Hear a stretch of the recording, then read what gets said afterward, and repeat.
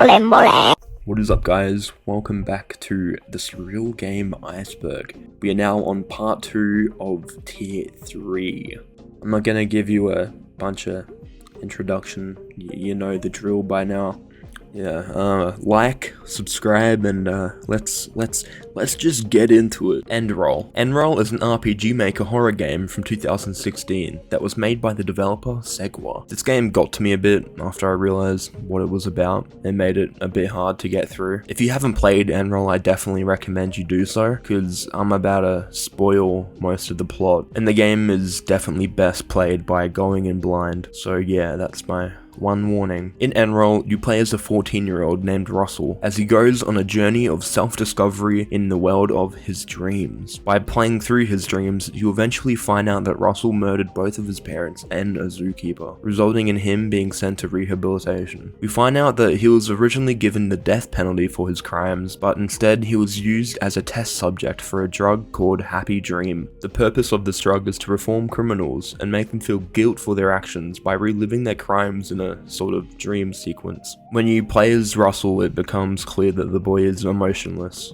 and isn't capable of feeling guilt and remorse for his actions, let alone even understanding what the feelings of guilt and remorse are. Russell only has 7 days to complete the task that he was challenged with, and if he succeeds, he'll be spared the death penalty and walk out of jail a free boy. Of course, if he fails, he'll die. Not that he really cares one way or another. It's all the same to him, life or death. It's miserable either way. Endroll kinda comes across as a bait and switch, kinda in a similar fashion to games such as Doki Doki Literature Club. If you go into this game blind, you might think it's just another upbeat RPG Maker game, but as you make your way through the story, it becomes clear what the plot is actually about. Four Winds Fantasy. Four Winds Fantasy is an indie game from 2001 that was first released on Xbox Live. Looking at this game, it's hard to tell whether it's just a shitpost or is actually a genuine masterpiece, but once you play it, it's easy to get past the MS Paint graphics and appreciate the game for what it is. Amazing. To be 100% honest, I had no clue what was happening in this game when I played it, but despite the confusion, I still enjoyed the time I put into it. Definitely the best aspect of the game is the music. I mean, just listen to it, it's life-changing to say the least.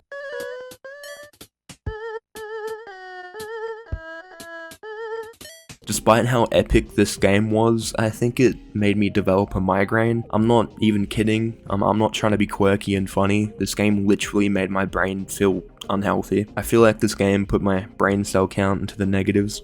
Strange Telephone. This game is so cool. Strange Telephone is a game from 2016 that was originally a mobile game but was later added to Steam with more content. While a lot of games on this iceberg could be described as inspired by Yume Nikki, the game from Tier 1, I feel like the inspiration for this game is quite apparent. It's definitely inspired by Yume Nikki. The game revolves around a telephone. A strange telephone.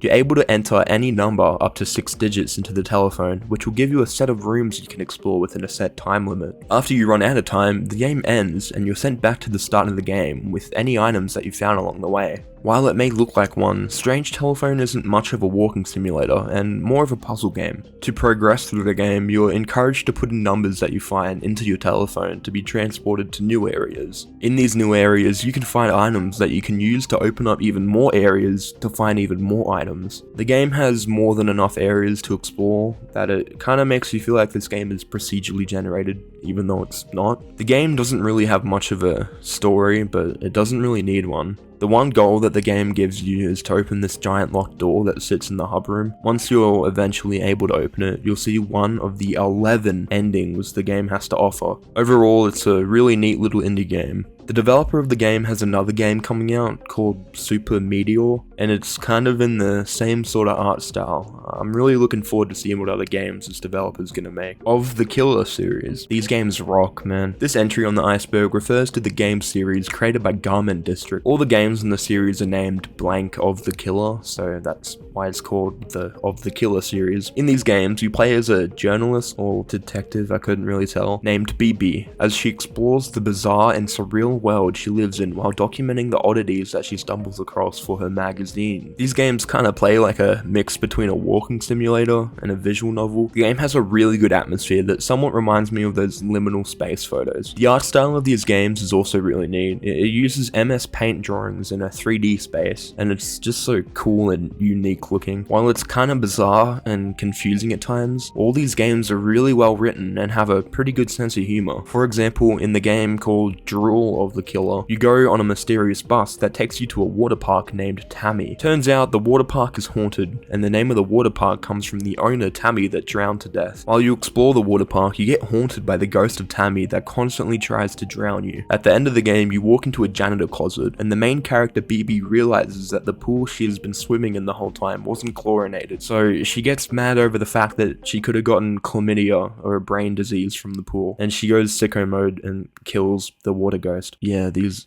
games are pretty cool. Barkley Shut Up and Jam Gaiden. I don't know why this is so far down. Barkley Shut Up and Jam Gaiden is the unofficial sequel to the 1993 Barkley Shut Up and Jam, a basketball game for the Genesis. Unlike its official predecessor, 2008's Barkley Gaiden is in the form of a JRPG. The game follows basketball player Charles Barkley in the year 2041 in a post-apocalyptic Neo, New York. Charles Barkley accidentally performs a powerful chaos dunk at the basketball game, inadvertently killing most of the people in attendance, you know, as one does. As a result, basketball is outlawed, and many basketball players are hunted down and killed. In 2053, another chaos dunk is performed in Manhattan, killing millions. Barkley is blamed for the chaos dunk and is hunted down by the b-ball removal department, led by the one and only Michael Jordan. From there on, the plot just gets more insane. This game's pretty well known compared to other entries on the tier, so I'm pretty shocked it's this far down. Puss. Puss is another pretty well known game that's really far down for some reason. Puss is a psychedelic horror puzzle game developed and published by Team Coil in 2018. Puss follows a small orange cat as it travels through various puzzles in 10 levels. If the player accidentally touches the edges of the map, the screen will glitch. If it glitches for too long, the cat will lose one life and will have to restart. This game is essentially just a maze game, but with a vaporwave aesthetic. Dead of the Brain. Dead of the Brain is a horror-based point-and-click game created back in 1992. It's a shame I couldn't get this game to run, because it does look really cool and I was pretty pumped to play it, but after I downloaded it, I realized that you had to have an emulator to play it, and I couldn't really get that to work. This game was made for the PC-98, a Japanese home computer manufactured back in the late 90s. These computers actually had quite a lot of exclusive games that could only be played on the PC-98 or on an emulator. Looking on the iceberg, there's actually a few other games for the PC-98, so I don't know how I'm gonna play them. Anyway, enough about old computers. Dead of the Brain follows a guy named Cole that after doing some experiments with a guy named Dr. Hamilton, they accidentally use that green liquid stuff from the reanimator and begin a zombie outbreak on their city. That's the best description of the game I could get from watching gameplay videos on YouTube. Kiddie Horror Show games. This entry on the iceberg refers to the surreal games created by the indie developer Kiddie Horror Show. Their games are pretty cool and unique, and I definitely recommend checking out their itch.io page. She's most known for her Haunted Cities series. It's a set of games that contain a collection of these little short games. They're all pretty unique and different from each other, and they're pretty cool. Like a lot of the other entries on this iceberg, her games are a lot more spooky than they are surreal. Alice is Dead. Alice is Dead is a Newgrounds game from 2009, developed by the Newgrounds users Impending Riot and Hitosis. If you were around back in the 2012 days of YouTube, there's a good chance you've probably heard of this game. Alice is Dead is a point-and-click horror game based off the Alice in Wonderland property. Considering how Alice is in the free domain, there's a few entries on this iceberg that are based off it, with American McGee's Alice back in Tier 1 being one of them. Alice is Dead is a spooky spin on the original story in which you wake up in a hole and see that Alice is dead. The point of the game is to figure out who you are and how you got there and how to escape. Due to the game's popularity, mainly from Let's Players on YouTube, several additions were made to the game, expanding on its lore. This series has some pretty deep lore. The creators have actually announced that they're remaking the trilogy in HD on Steam, and if their remake is successful, they'll be able to create an entirely new game that continues the story. It would be pretty cool if it got made. It was pretty nostalgic coming back to this game, and I'm glad to see that the creators never forgot about it. Tongue of the Fat Man. Tongue of the Fat Man, also known as Mondu's Fight Palace, is a 1989 fighting game developed by Activision for the Genesis, Commodore 64, and MS-DOS. This game is fucking insane. I mean, just look at this guy. The game's pretty unique compared to other fighting games, not just graphic-wise, but also gameplay-wise. Unlike other fighting games, Tongue of the Fat Man has a currency system where you can bet on fights in the game and earn money to spend on items that you can take into battle. This game is honestly really solid and underrated, but due to its bizarre nature, many game journalists put the game's art before the gameplay and give it a bad rating. When Tongue of the Fat Man was released, it was pretty well received, but in recent years, it's come under a bunch of criticism. According to PC Gamer, Tongue of the Fat Man is ranked as one of the worst games of all time, which when comparing it to other games on this iceberg, that is pretty far from the truth. Hylix 2, baby! I know I say this a lot, but this game is one of, if not the best game I have ever played. This game is such a hidden gem. It's so shocking to me that a lot of people I talk to haven't even heard of it. I really want to make a video about the Hylix games because they're really special to me, and I could talk about them for hours, but for now I'll just give you a quick description so this video isn't 3 hours long. I feel like the Hylix games are the perfect examples in proving that video games are art. Much like the first game, Hylix 2 uses a beautiful mix of claymation and 3D scanning to make one of the best art styles I have ever seen in a game. The graphics in this game are a lot more three-dimensional than the first game, with the game allowing you to traverse in a more non-linear space with platforms and the like. Not only does this game look and play great, but it sounds great too. The music for this game feels like it could have come from a 90s indie rock band, but in a good way. Every track in this game is a certified banger. Just like the first game, Hylix 2 plays like a JRPG, but the combat and gameplay is a lot more in-depth than your usual RPG Maker game.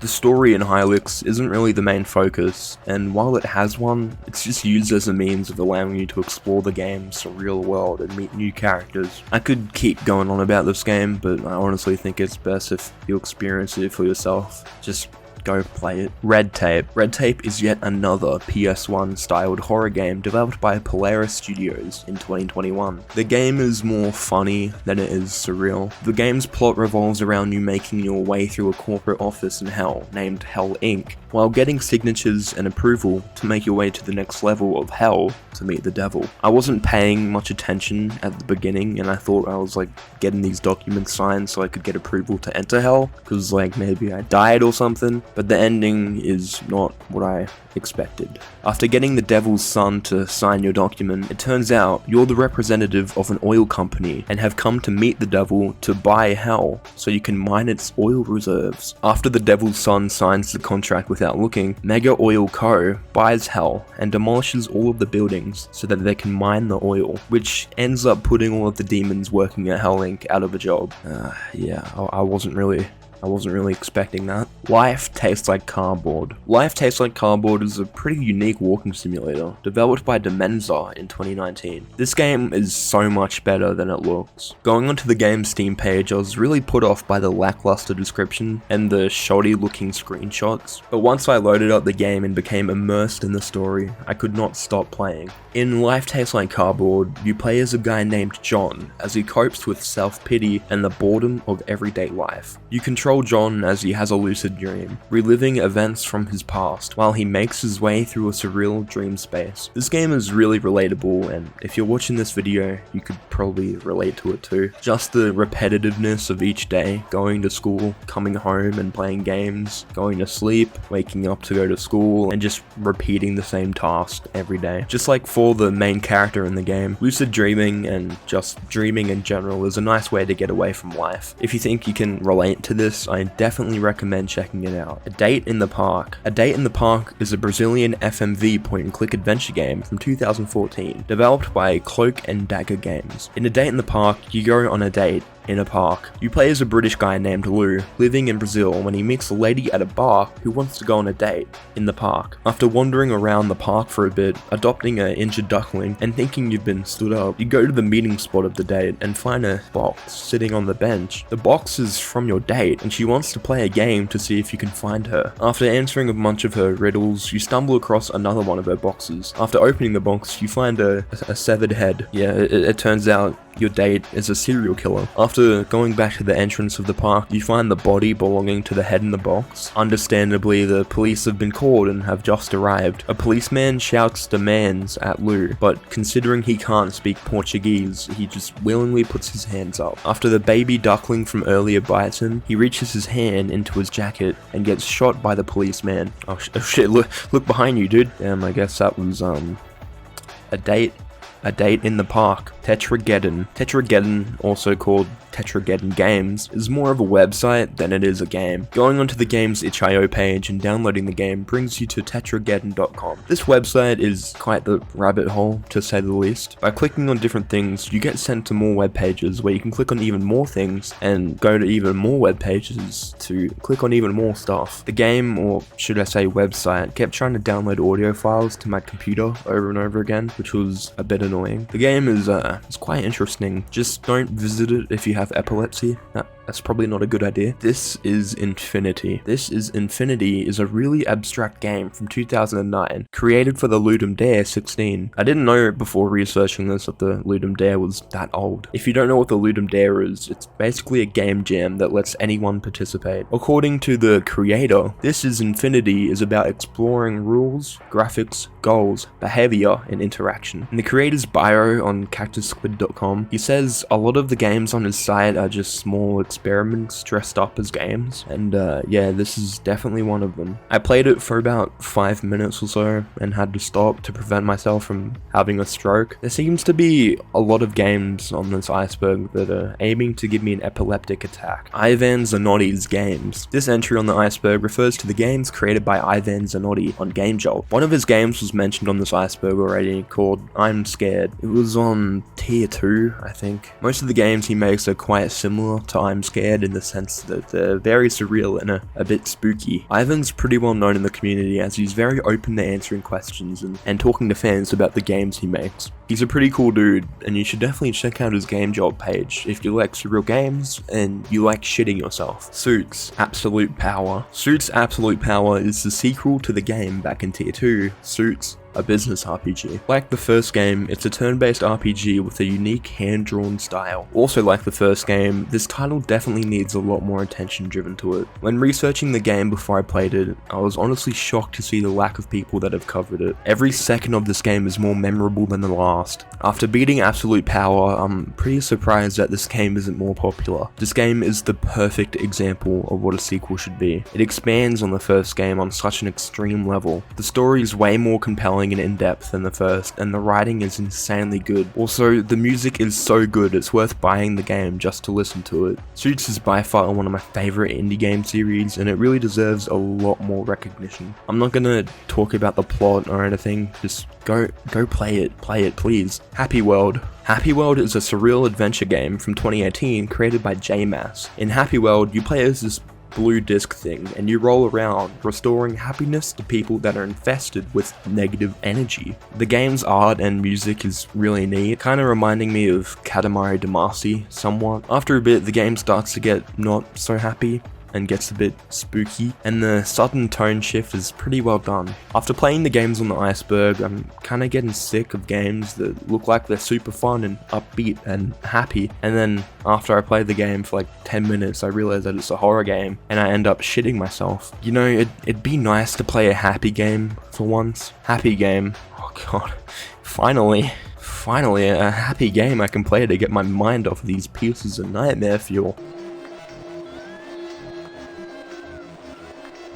God Fucking damn it. Fucking hate this iceberg. Can I please just get a break? Jesus Christ. Happy Game is a horror adventure game developed by Amanita Design in 2021. The plot follows a little kid as he falls asleep to a horrific nightmare. The objective of the game is to make your way through these nightmares by completing these pretty unique puzzles as a means of making the boy happy again. The game has some pretty cool art, and each puzzle in the game is super unique and satisfying to complete. Just don't know why it's so far down though. It's pretty well known. Trio the Punch. Trio the Punch is an arcade game created by Data East back in 1990 and was then re-released in 2007 as a part of a collection of arcade games for the PS2. Trio the Punch plays like a beat 'em up, where you're able to choose from 3 playable characters, hence the name Trio the Punch. While the game looks like a pretty standard beat 'em up where you scroll from left to right beating up a bunch of guys, this game is pretty unique. The company Data East did a thing back in the late 80s and 90s where they would go through a bunch of their old games and parody them. This game does not take itself seriously at all, which is honestly a breath of fresh air when you play a arcade beat 'em up. Gaball Screen.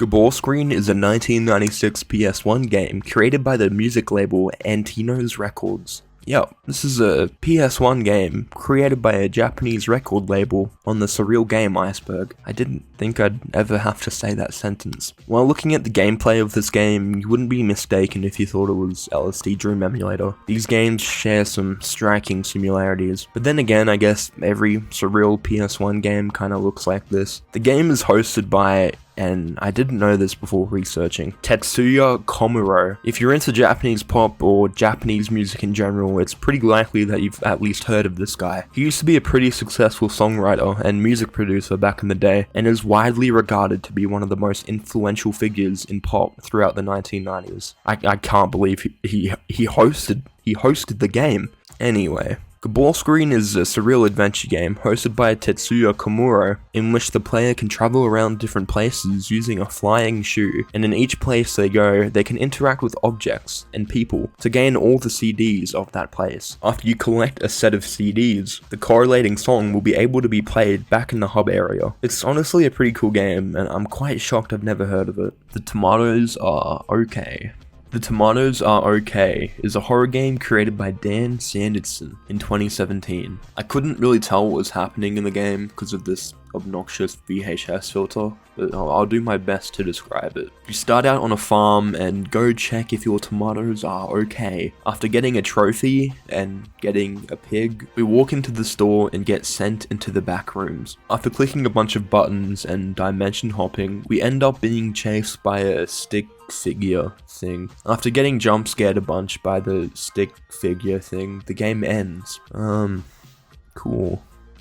Next game, Murder Dog 4. This game is so epic. It's another entry on the iceberg made by my favorite surreal game developer, the Catamites. Oh my god, their games are just so epic. I'm gonna be using some footage from YouTube from this guy, because when I tried to play it, it looked like this. For some reason. Murder Dog 4 follows the trial of the century, the trial of the Murder Dog. Murder Dog is on the trial for crimes against humanity. He murdered some people, or something. I don't know. I wasn't able to play it. The Astonishing Captain Skull. This is another game made by the Catamites, so yeah, it's also pretty epic. I love their games so much. They just make a bunch of claymation animations and they put them into a venture game studio and make a game out of them. It's so cool. This is the second game in the Captain Skull series. The first one didn't make the iceberg, unfortunately. The game follows Captain Skull and his friend Quimby, or something, as they go to a space bunker to investigate a murder by a ghost. If the gameplay you're seeing now looks cool, go play it, but if not, that's okay. While the choppiness in these games can be charming, it's obviously not for everyone. Mouth Sweet. Mouth Sweet is an RPG Maker game developed by Love Games in 2016. This is one of the better RPG Maker games I've played. Both the cool graphics and unique battle system make it hard to tell that this game was even made in RPG Maker. In Mouth Sweet, you play as Hass, a new hire to the company, CC&C. The bulk of the game focuses around you completing mundane tasks around the office, while shooting invisible ghost men in the hallways. The message of this game hits pretty hard. and it's one that I think a lot of people can relate to. The game perfectly encapsulates what it's like to work in a toxic environment and be abused by the higher-ups in the office. Like, it's kind of scary how accurate this game is, you know, beside the shooting invisible people in the hallways with a revolver and all the head exploding stuff. Swallow the Sea. Swallow the Sea is a pretty cool game made by It's Tatalia in 2020. In Swallow the Sea, you play as this little fish egg embryo thing on the ocean floor, and your goal is to eat other egg things so that you can get bigger and reach the next area. It plays a lot like that game Tasty Planet. If you've played it, then you'll know exactly what I mean. After getting to a certain size, the embryo breaks out of its egg and the screen goes black. Afterwards, we see a conveyor belt littered with dead fish and stuff. Turns out the whole time you were inside of a dead sea creature on the conveyor belt in some fish factory. You weren't in the ocean. The ending's kinda sad. As soon as this little orange guy gets out of his egg, he gets squashed by a hydraulic press. Rekinder. Rekinder is a remake of the 2003 RPG Maker game, Kinder, made by Horofuki Yokochao. The game isn't anything special, it's just your average Japanese spooky shock RPG Maker game. Despite being a remake, it still looks like it was made with clip art from Microsoft PowerPoint, and the translation is not quite there. Don't get me wrong, it's definitely not the worst RPG Maker game I've played, but it's definitely up there. In Rekinder, you play as a 3rd grader named Shinuki that's just returned to his hometown after staying at his grandma's house. But the town is not the same as it was when he left. It's now a ruined town of death. Ooh. Skin Crawlers. Skin Crawlers is a horror game made in 2020 by Licky Fingers for the Haunted Hunting Jam, a game jam where developers would make a horror game based around the theme of hunting. In Skin Crawlers, you play as a TV spider thing in an endless web-covered void. The goal is to collect 5 different TV channel signals by hunting down other TVs with signals. While there's not much to it, it's still a fun little game that was made in a month for a game jam. It's pretty fun and interesting. There's so many questions, like, why is this man on the TV yelling? Why is my TV spitting out webs? And why does it have spider legs? We may never know. No Love. No Love is an RPG made by Wallace Lovecraft in 2019. For some reason, when I bought the game on itch.io, I got it for $3, but when I checked it a few days later, it increased to $17. I don't know, maybe it was on sale or something, probably. I don't really pay attention to that stuff. No Love is described as a hard sci-fi fantasy hand-drawn RPG with a unique original story that's mainly about the characters, and it delves into topics regarding the human condition. Like a lot of RPGs on this iceberg, the best aspect of it is the story. This game is super interesting and the story's hooked me in and I couldn't stop playing it. The game consists of you exploring different areas, having a boss fight, and watching a cutscene, and then repeating that. The characters in the game are written pretty well, and it made sitting through all of the dialogue pretty fun. Also, the art style is just really cool looking. Go check it out. It's a good game. Go play it. Atoll,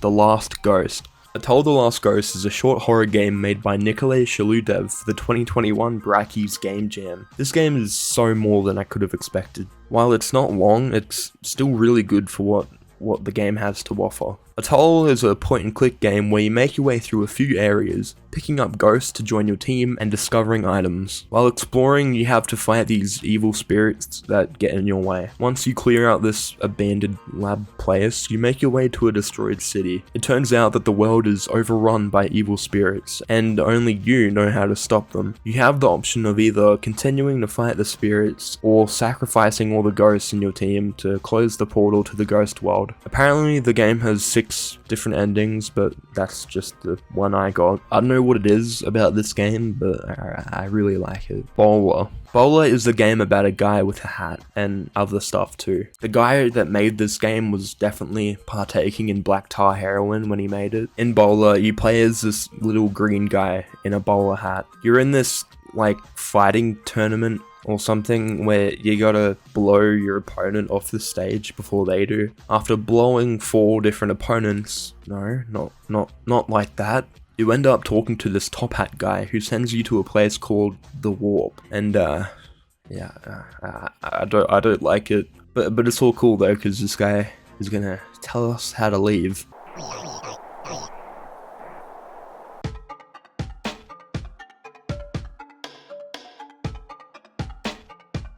Ah boy.